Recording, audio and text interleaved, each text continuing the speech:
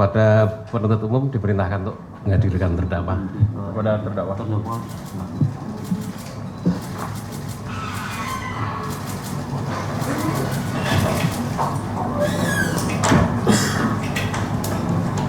Baik, sebelumnya akan saya tanyakan dulu tentang diri terdakwa ya. Betul saudara Nadiem Makarim ya? Betul. Ya, baik. Saudara sehat hari ini? Saya masih dalam tahap pemulihan, tapi alhamdulillah saya siap untuk menghadapi sidang banding hari ini. Ya. Jadi bisa mengikuti persidangan ya, karena ada surat dari penasihat hukum saudara bahwa hari ini saudara masih dalam proses perawatan dan penyembuhan pasca operasi. Betul ya? Betul yang mulia. Saat ini saya masih menerima perawatan baik di rumah maupun di rumah sakit. Sempat mengalami peradangan 2 kali lagi, tapi sudah mendapat perawatan medis secara rutin. Baik. Dalam persidangan ini Majelis Hakim ingin mengkonfirmasi tentang permintaan dari advokat saudara, penasihat hukum saudara tentang permintaan untuk memeriksa lagi saksi-saksi yang pernah diperiksa. Apa betul penasihat hukum? Benar yang mulia. Coba sampaikan alasan saudara. Ya.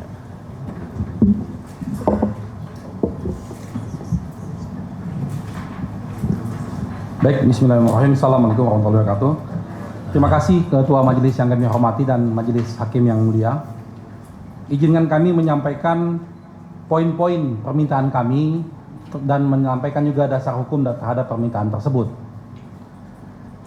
Bahwa berdasarkan pasal 290 KUHP tahun 2025, KUHP yang baru, terdakwa dalam memori bandingnya dapat meminta agar saksi dan ahli yang telah didengar keterangannya pada tingkat pertama untuk diperiksa kembali oleh pengadilan tinggi dan dapat juga mengajukan permintaan terhadap saksi atau ahli yang pada tingkat pertama tidak hadir, disertai dengan alasan mengapa saksi dan ahli tersebut perlu didengar kembali. Nah, adapun saksi yang telah didengar keterangannya bahwa berdasarkan hak tersebut di atas, pemohon banding terdakwa dalam hal ini mengajukan saksi-saksi berikut untuk diperiksa kembali oleh Majelis Hakim yang mulia di pengadilan tinggi. Yaitu pertama, Andre Sulistyo, dia adalah Direktur Utama PT Akap atau PT Goto periode 2015-2023 dan Komisaris PT Akap PT Goto 2023 sampai dengan 2024. Lalu yang kedua, Kevin Brian Alwi, yaitu Direktur Keuangan PT Gojek Indonesia 2014-2016 yang merupakan juga bagian produk dari tim IT 2016 dan 2023. Lalu Raden Ajeng Kusumo Hadiani, Direktur Legal dan Corporate Secretary PT Goto. Kelima, Adesti Kamelia Usman, Group Head of Finance Accounting PT Goto. Kelima, Roni Dwi Susanto, Kepala LKPP tahun 2019-2021. Lalu Aris Supriyanto, Direktur Advokasi Pemerintah Pusat LKPP. Ketujuh, Dwi Satrianto, Ketua Pokja Pemilihan untuk Katalog Peralatan Elektronik Perkantoran tahun 2020. Lalu 8, Riko Gunawan, Direktur Produk dan Solution PT Acer Indonesia. 9, Chandra, Direktur PT Bangga Teknologi. 10, Jeffrey Lender, Government Relation Asus. 11, Alexander Didi, Sales Director PT Dell Indonesia. 12, Imam Sujati, Direktur Utama PT Evercross. 13, Timothy Sidik, Direktur Utama PT Zyrek Indonesia. 14, Ping Santoso, Direktur PT Gria Intijaya. Sedangkan untuk ahli yang belum hadir di tingkat pertama, sempat diberikan affidavitnya tapi tidak bisa hadir pada waktu itu adalah karena keterbatasan waktu, Dr. Muhammad Maksun, beliau adalah ahli akuntansi forensik. Lalu Profesor Dr. Eva Ajani Julpa SH, yaitu ahli pidana. Perlu kami jelaskan alasan-alasannya yang mulia? Ya, baik, kami lanjutkan. Ya. Bahwa yang menjadi alasan pemohon banding terdakwa meminta agar saksi dan ahli tersebut dipanggil adalah karena pertimbangan yudik fakti dalam putusan akuo bertentangan dengan apa yang telah diterangkan secara langsung oleh saksi-saksi dan ahli di bawah sumpah dalam persidangan. Sehingga terdapat ketidaksesuaian antara fakta hukum yang terungkap di persidangan dengan pertimbangan hukum yang diambil oleh Yudek Fakti sebagaimana diuraikan sebagai berikut. A. Mengenai beneficial owner, surat kuasa dan persetujuan transaksi korporasi senilai 809M sekian, bahwa pada Yudek Fakti tingkat pertama mempertimbangkan transaksi sebesar 809M sekian dari PT Akap atau PT Gotoh melalui PT GI sebagai bagian dari akibat yang menguntungkan dan dasar penjatuhan uang pengganti kepada terdakwa. Padahal faktanya terdakwa hanya pemegang saham minoritas yang hak suaranya telah dikuasakan secara mutlak dan tidak dapat ditarik kembali kepada saksi Andre Sulistyo dan saksi Kevin Brian Alwi sejak sebelum menjabat sebagai menteri, sehingga terdakwa tidak pernah menerima maupun menikmati transaksi tersebut. Oleh karena itu, fakta mengenai beneficial owner, surat kuasa, dan mekanisme persetujuan transaksi korporasi ini perlu dikaji kembali melalui pemeriksaan saksi Andre Sulistyo dan saksi Kevin Brian Alwi. Lalu yang selanjutnya mengenai rincian transaksi 809M sekian, bahwa Yudek Fakti mengkaitkan struktur korporasi dan transaksi PT Akap atau PT Gotoh sebesar 809 sekian dengan kepentingan pribadi terdakwa tanpa menguraikan kedudukan hukum korporasi maupun rincian transaksi tersebut secara utuh. Padahal faktanya transaksi akuo merupakan aksi korporasi murni antar badan hukum yang tidak pernah memberikan manfaat ekonomi apapun kepada terdakwa. Oleh karena itu, fakta mengenai kedudukan hukum korporasi dan rincian transaksi tersebut perlu dikaji ulang melalui pemeriksaan saksi R.A. Kusuma Hadiani dan saksi Adesti Kamelia Usman. Lalu C. Mengenai mekanisme SPTJM dan batas tanggung jawab terdakwa, bahwa Yudek Fakti menyatakan surat pernyataan tanggung jawab mutlak atau SPTJM tadi tidak pernah diajukan sebagai alat bukti. Padahal faktanya keberadaan dan akibat hukum dari SPTJM tadi telah diterangkan secara langsung di bawah sumpah oleh saksi yang sah di pengadilan, yang menegaskan tanggung jawab atas kemahalan harga sepenuhnya berada pada pihak penyedia, bukan pada terdakwa. Oleh karena itu, diperlukan pemeriksaan saksi Roni Dwi Susanto, saksi Aris Suprianto, dan saksi Dwi Satrianto guna menerangkan mekanisme SPTJM secara lebih rinci dengan dokumen SPTJM turut dibawa dan diserahkan pada pemeriksaan tingkat banding. Karena SPTJM ini barangnya hilang entah kemana. Lalu langsung kepada metode penghitungan kerugian keuangan negara, bahwa Yudek Fakti berdasarkan penghitungan kerugian keuangan negara pada metode rekalkulasi yang tidak dikenal dalam ilmu akuntansi forensik, serta turut menghitung kembali Chrome Device Management, padahal komponen tersebut telah masuk dalam ruang lingkup LHA PKKN BPKP, sehingga ini terjadi double accounting. Oleh karena itu, dimohonkan agar ahli Dr. Muhammad Maksun dihadirkan dan diperiksa langsung guna menjelaskan metode penghitungan kerugian keuangan negara yang diakui dalam ilmu akuntansi forensik, yaitu 3 risiko metodologi: audit, confirmation bias, double counting, dan over generalization, serta 5 karakteristik harga wajar, market, reflektif, transparan, konsisten, independen, dan recognized. Ya. Lalu mengenai penerapan doktrin penyertaan terhadap fakta persidangan, bahwa konstruksi penyertaan yang dibangun Yudek Fakti terhadap terdakwa bersama Yuristan, Fiona Handayani, Ibrahim Arif, Sri Wayuningsi, dan Mulyatsa semata-mata bersandar pada struktur hierarki jabatan formal tanpa didukung bukti relasi personal maupun kesatuan kehendak batinia, meeting of mind. Oleh karena itu, dimohonkan agar ahli Profesor Dr. Eva Azani Zulfa dihadirkan dan diperiksa langsung guna menjelaskan doktrin kesengajaan, dolus obsert alles Gokbeh, doktrin penyertaan, Delneming, dan Medpleger yang benar serta syarat meeting of mind yang tidak terpenuhi dalam perkara ini. Nah, untuk menghadirkan saksi karena terdapat ketidaklengkapan berkas perkara berdasarkan hasil insage. Mohon izin disambung memaafkan kami. Kesimpulannya apa sama dengan yang disampaikan Tambahan. Lanjutannya tadi tentang saksi, tentang bukti dan bukti-buktinya. Oh, Dikit aja. Ya kan, urgensi. Ya, terima kasih.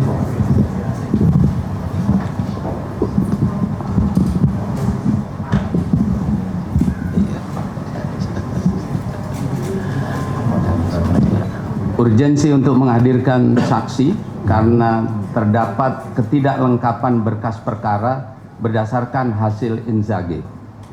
Bahwa urgensi lainnya, mengapa saksi dan atau ahli tersebut perlu kembali diperiksa didasarkan pula pada pasal 291 ayat 1 KUHP 2025 yang menentukan bahwa pemeriksaan tingkat banding dilakukan berdasarkan berkas perkara yang diterima dari pengadilan negeri. Terdiri dari berita acara pemeriksaan penyidik, berita acara pemeriksaan sidang, seluruh surat yang timbul di persidangan, dan putusan pengadilan negeri. Bahwa apabila berkas tersebut tidak lengkap dan atau tidak mencerminkan fakta persidangan yang sesungguhnya, majelis hakim tingkat banding berpotensi keliru dalam memahami dan menilai fakta hukum yang terungkap di persidangan tingkat pertama. Bahwa pada saat pelaksanaan insage berdasarkan pasal 288 ayat 2 KUHP 2025 di Pengadilan Tindak Pidana Korupsi pada Pengadilan Negeri Jakarta Pusat tanggal 13 Juli 2026 ditemukan hal-hal yang semakin memperkuat urgensi permohonan ini. 1. Bahwa jaksa penuntut umum sama sekali tidak melampirkan alat bukti ke dalam berkas perkara, termasuk laporan hasil audit penghitungan kerugian keuangan negara yang dibuat oleh BPKP yang menjadi dasar utama penghitungan kerugian negara yang merupakan aspek esensial dari tindak pidana korupsi.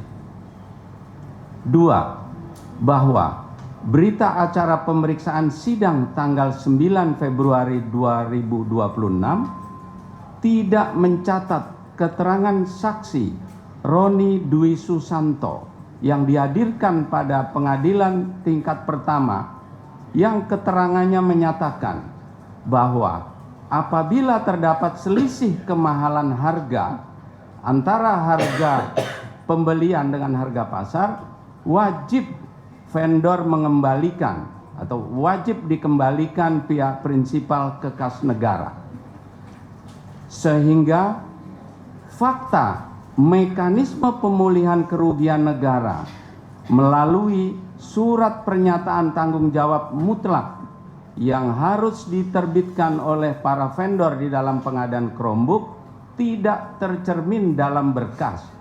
Padahal keterangan tersebut disampaikan saksi di bawah sumpah pada pengadilan tingkat pertama.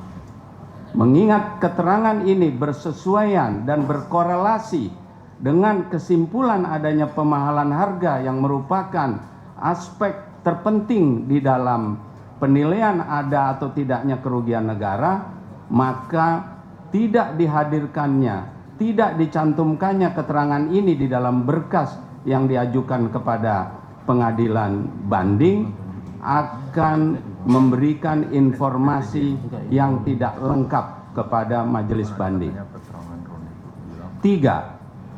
Bahwa berita acara pemeriksaan sidang tanggal 5 Maret 2026 tidak mencatat keterangan saksi Alexander Vidi bahwa mekanisme suggested retail price atau SRP menjamin harga ke pemerintah tidak mungkin lebih mahal dari harga pasar, sehingga fakta kontrol dan jaminan kewajaran harga ini tidak turut dipertimbangkan majelis. Padahal secara langsung adanya keterangan ini membantah dalil adanya kemahalan harga. 4. Bahwa berita acara pemeriksaan sidang tanggal 13 April 2026 tidak mencatat pernyataan jaksa penuntut umum yang berjanji akan menyerahkan bukti-bukti laporan audit penghitungan kerugian negara BPKP yang diperintahkan untuk diserahkan oleh Majelis Hakim tingkat pertama, yang kemudian sudah dinyatakan oleh jaksa penuntut umum akan diserahkan bersamaan dengan surat tuntutan, tidak pernah diserahkan hingga saat ini dan tidak pernah diperlihatkan maupun diserahkan kepada penasihat hukum. Bahwa berita acara pemeriksaan sidang tanggal 12 April 2026 tidak mencatat kesaksian saksi Arbi dan saksi Firman bahwa Chromebook dapat digunakan secara offline, sehingga fakta kelayakan teknis dan pemanfaatan Chromebook di lapangan tidak dipertimbangkan secara utuh. Padahal secara langsung adanya keterangan ini membantah pertimbangan judek faksi soal ketergantungan pada koneksi internet. Bahwa oleh karena keterangan saksi dan atau ahli yang tercatat dalam berkas perkara terpotong-potong dan tidak mencerminkan fakta persidangan pada tingkat pertama secara utuh, maka apabila majelis hakim tingkat banding memeriksa perkara akuo semata-mata hanya berdasarkan berkas yang telah diserahkan tersebut, maka kebenaran material tidak akan tergali secara sempurna. Oleh karena itu, beralasan menurut hukum bagi pemohon banding atau terdakwa untuk mengajukan permohonan memeriksa kembali saksi dan atau ahli berdasarkan pasal 290 KUHP 2025 agar majelis hakim tingkat banding dapat mendengar kembali keterangan saksi dan atau ahli secara langsung sehingga dapat digali kebenaran material secara utuh. Cukup ya? Ya, Cukup. Baik. Penuntut umum akan menanggapi, silakan. Bismillahirrahmanirrahim. Terima kasih Yang Mulia. Terkait yang disampaikan oleh tim advokat, sudah kami baca juga Yang Mulia dalam memori bandingnya. Pada intinya ada 14 orang saksi dan 2 orang ahli. Kami mengingatkan Yang Mulia bahwa 14 orang saksi tersebut keterangannya sudah digali di persidangan, bahkan diberi kesempatan sebesar-besarnya baik terhadap penuntut umum maupun terhadap advokat, termasuk terdakwa juga. Kemudian keterangan-keterangan tersebut juga sudah dituangkan dalam tuntutan maupun dalam putusan. Bisa kami contoh keterangan Andre Sulistyo itu di halaman 414 sampai 420 di dalam putusan. Keterangan Kevin 420 sampai 424. Dan 12 keterangan saksi lainnya sudah dituangkan dalam putusan. Selain itu, dalam pertimbangan, keterangan-keterangan tersebut telah dipertimbangkan Yang Mulia. Apabila teman-teman advokat meneliti putusan tersebut, bisa dilihat terkait kelompok saksi pihak Goto itu sudah dibahas di halaman 910. Kemudian pihak vendor maksudnya 910. Kemudian pihak Goto juga sudah dibahas di halaman 882. Kemudian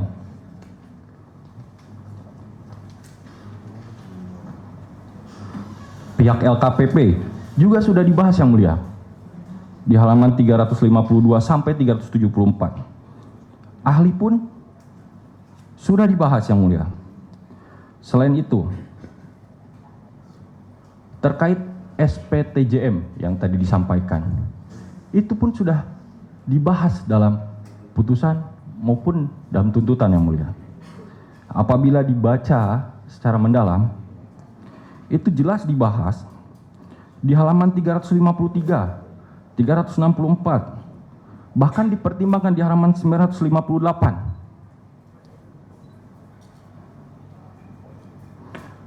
Saya kasih clue saja yang mulia, bahwa hakim telah menegaskan dokumen SPTJM tidak pernah diajukan dan tidak termuat sebagai alat bukti surat di persidangan.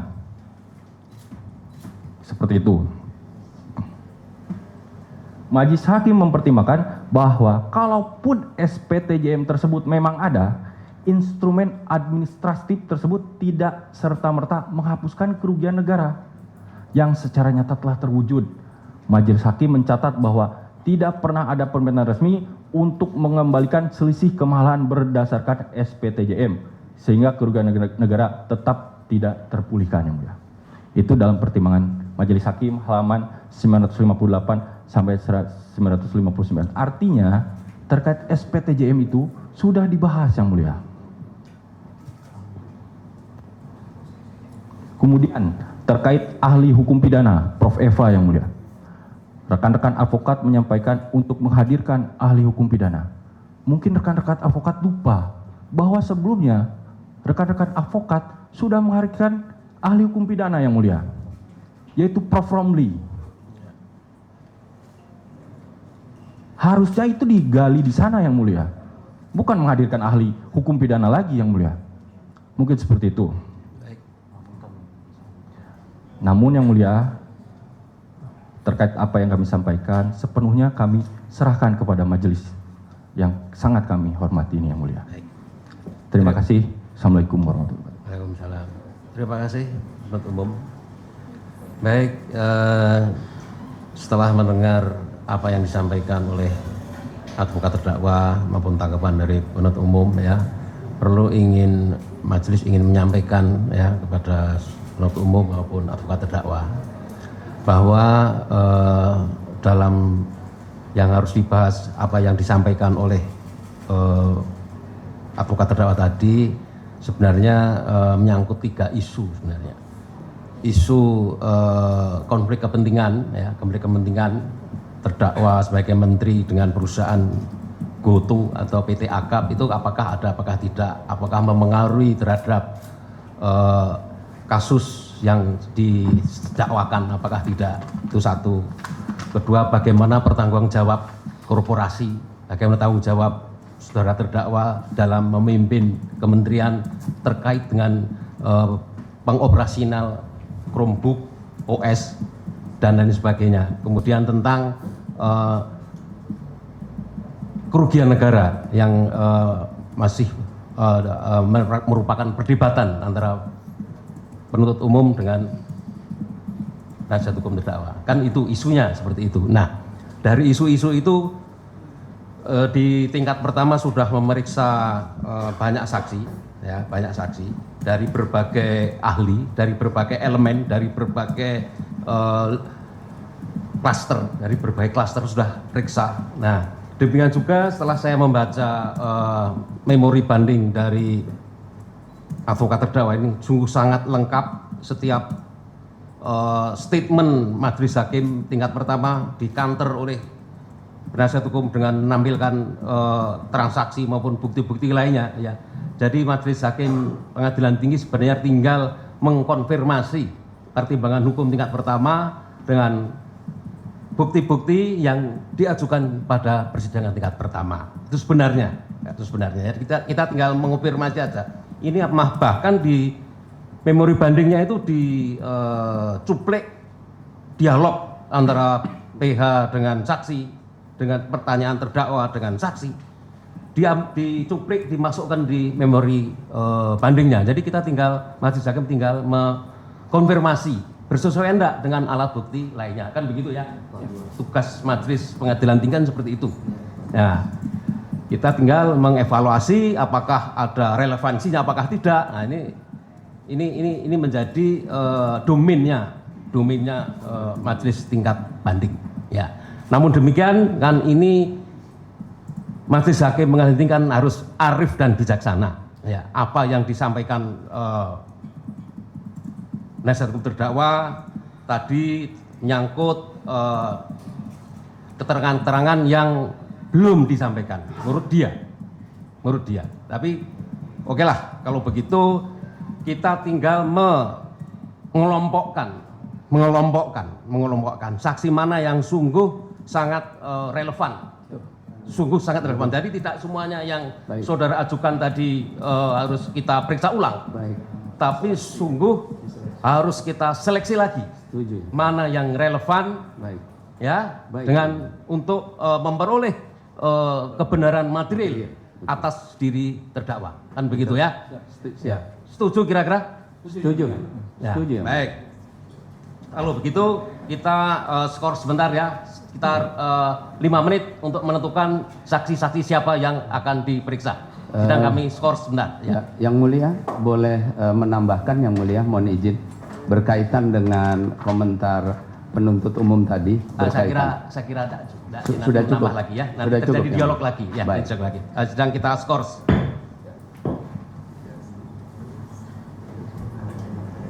Penuntut umum maupun advokat terdakwa bahwa setelah kami mempelajari alasan-alasan dari advokat terdakwa maupun tanggapan dari penuntut umum, majelis hakim berketetapan untuk memeriksa kembali saksi karena ini adalah merupakan permintaan dari advokat terdakwa, maka yang berkewajiban untuk menghadirkan saksi-saksi tersebut adalah tetap ada pada penasihat hukum terdakwa. Bahwa kami ambil 5 saksi merupakan perwakilan-perwakilan. Ya. Dari Goto adalah 1 RA Kusuma Hadiani. Ya. Kemudian dari Gojek adalah Kevin. Kemudian dari LKPP Dwi Satrianto. Kemudian dari vendor PT AC Rio Gunawan. Dan 5 adalah Moh Mahsun. Ya. Itu ketetapan majelis untuk diperiksa lagi. Ada 5 orang saksi. Ya. 4 saksi dari fakta, yang 1 adalah merupakan ahli. Baik. Kalau begitu kita tinggal menetapkan jadwal persidangan. Ya.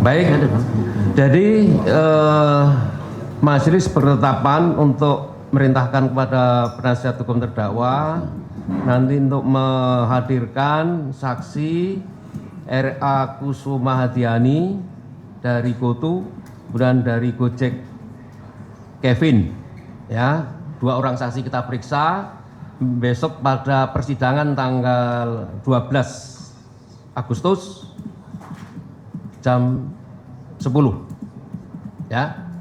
Jadi pengumuman ini adalah sebagai panggilan resmi bahwa kepada penuntut umum diperintahkan untuk menghadirkan terdakwa ke depan persidangan, dan penasihat hukum terdakwa mempersiapkan untuk menghadirkan saksi dari Goto, RA Kusuma Hadiani dan Kevin Yang mulia.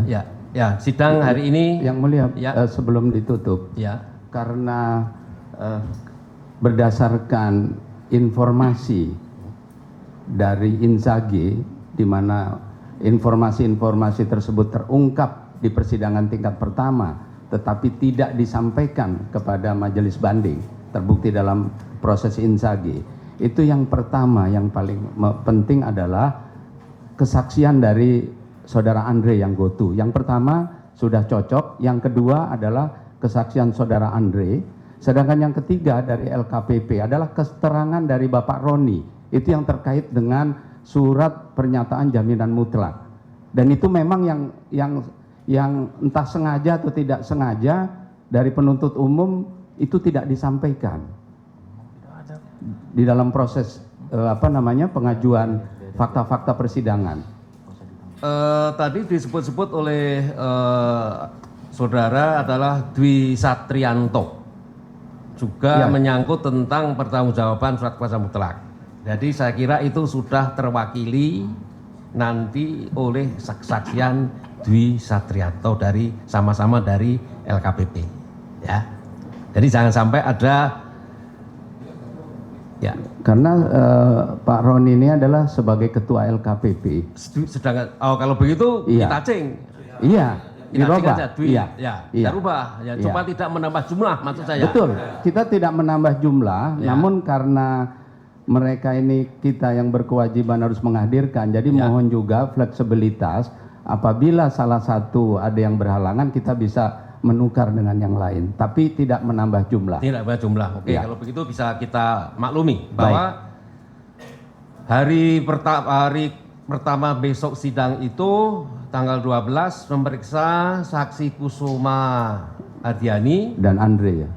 dan Andre. Iya, Oke, Andre Andre Sulistyo. Ya. Kusuma Wardani dan Andre Sulistyo ya. Iya. Baik kalau begitu.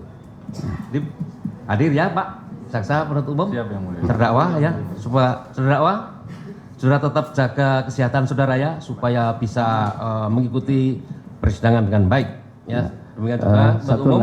Satu lagi yang mulia, berarti untuk persidangan berikutnya adalah dari LKPP ya. Dari LKPP ya, bukan Baik. bukan dari Gojek, tapi Iya. dari LKPP. LKPP. Ya, LKPP. Baik. Secara lat tadi ya. Jadi Untuk persidangan sidang berikutnya tanggal 12 Agustus hari Rabu jam 10 dengan acara pemeriksaan saksi perwakilan dari Goto RA Kusuma Hadiani dan dari perwakilan dari LKPP bukan adalah dari Andre, Pak. Dari Andre.